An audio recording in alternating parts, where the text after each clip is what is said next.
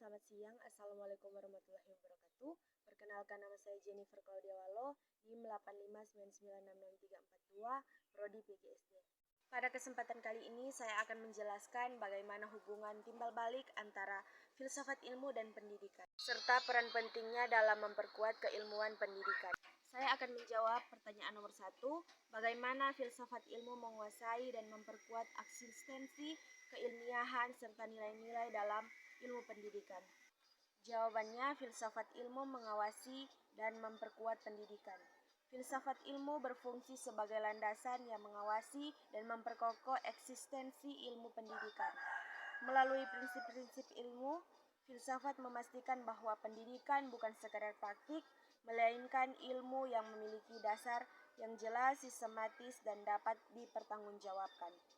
Filsafat ilmu menanamkan nilai-nilai kebenaran, kebaikan, dan kebijaksanaan, sehingga setiap teori dan praktik dalam pendidikan tetap berpegang pada prinsip ilmiah dan moral yang kuat. Dan saya akan menjawab pertanyaan nomor 2, bagaimana pendidikan yang bermakna dan bernilai turut memperkuat perkembangan filsafat ilmu. Jawabannya, pendidikan memperkuat perkembangan filsafat ilmu. Hubungan ini bersifat timbal balik.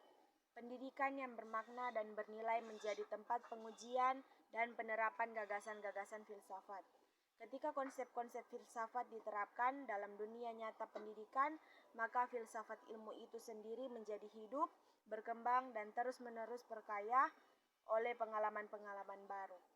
Pendidikan memberikan konteks dan bukti nyata yang membuat filsafat tidak hanya menjadi teori semata, tetapi menjadi panduan yang relevan bagi kehidupan. Saya akan menjawab pertanyaan nomor 3, mengapa filsafat ilmu dapat disebut sebagai pisau analisis, ontologi, epistemologi, dan aksiologi dalam membedah persoalan-persoalan pendidikan. Jawabannya, filsafat ilmu disebut sebagai pisau analisis karena memiliki 3 landasan utama yang sangat tajam dalam menelaah masalah pendidikan.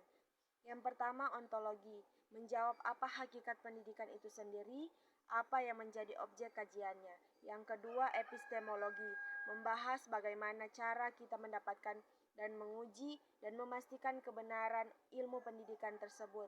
Yang ketiga, aksiologi, menelaah untuk apa dan apa manfaat pendidikan itu, serta nilai apa yang ingin dicapai. Ketiga hal ini, setiap persoalan pendidikan bisa dibedah secara mendalam, akar masalahnya ditemukan, dan solusinya menjadi lebih tepat sasaran. Saya akan menjawab pertanyaan nomor 4, contoh konkret penerapan filsafat ilmu dalam praktik pendidikan, misalnya dalam kebijakan, kurikulum, dan proses pembelajaran. Jawabannya, contoh penerapan konkret yang pertama dalam kebijakan.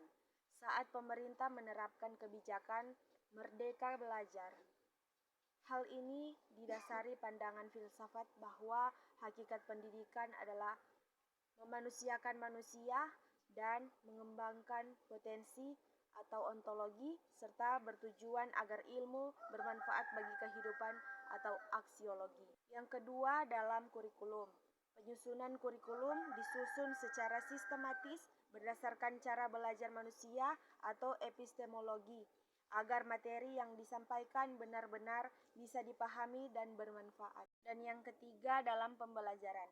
Saat guru memilih metode mengajar, ia berpikir apa yang akan diajarkan, bagaimana cara terbaik menyampaikannya, dan apa tujuan bagi siswa. Itu adalah penerapan langsung pemikiran filsafat di kelas.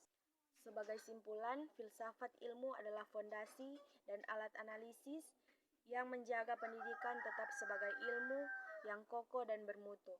Sebaliknya, pendidikan adalah ladang yang membuat filsafat ilmu terus tumbuh dan bermanfaat.